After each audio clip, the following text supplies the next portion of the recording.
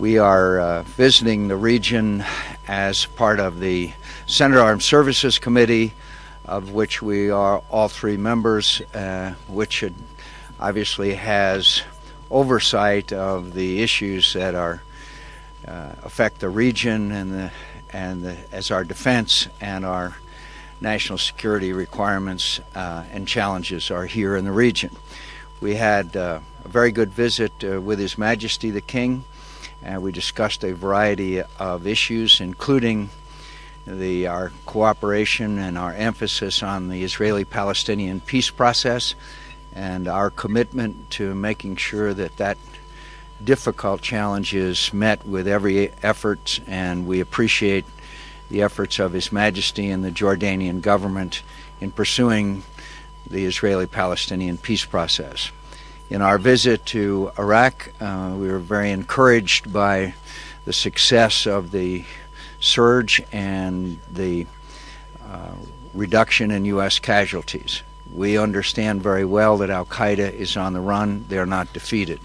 A major battle will take place and continue in the city of Mosul, and many of us believe that that is one of the key challenges, which is important in many ways, but also is important that the Iraqi military is taking the lead in that struggle with the support of American troops, which shows the success of the surge in training and equipping Iraqi military and police.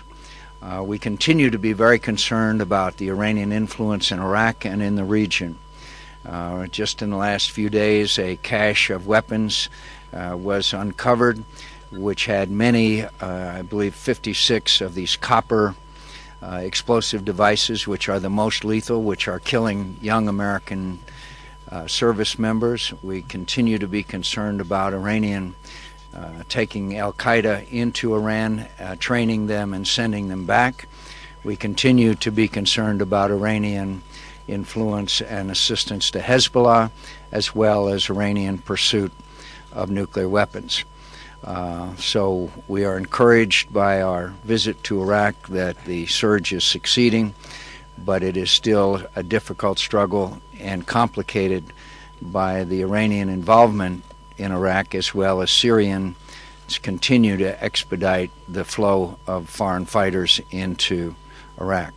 Finally, it's pretty clear that the tactic of using human suicide bombers is on the increase because of our ability to counter the vehicle explosive devices, and it is an enormous challenge.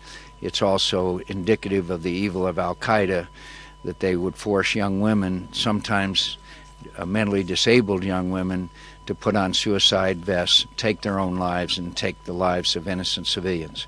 So we're encouraged by our visit to Iraq and with the King of Jordan, but we realize that there are enormous challenges in the form of the Israeli-Palestinian peace process, and also continued efforts to win the struggle in Iraq, which we are succeeding, but we still have a long way to go.